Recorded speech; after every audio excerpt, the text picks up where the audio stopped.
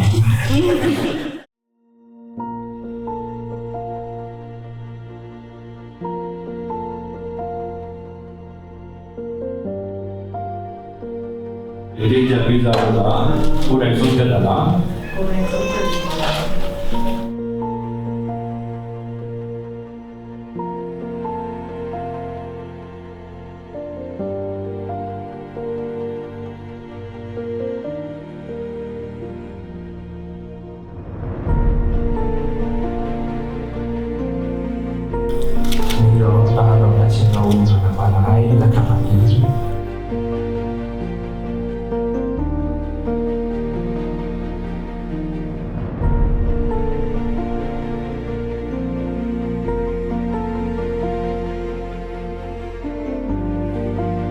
ပတ်ဝန်းကျင်မှာအလင်းလေးပေးတဲ့အိမ်တော်ကြီးဖြစ်ပါစေလို့ဆုတောင်းပေးပါမယ်တော့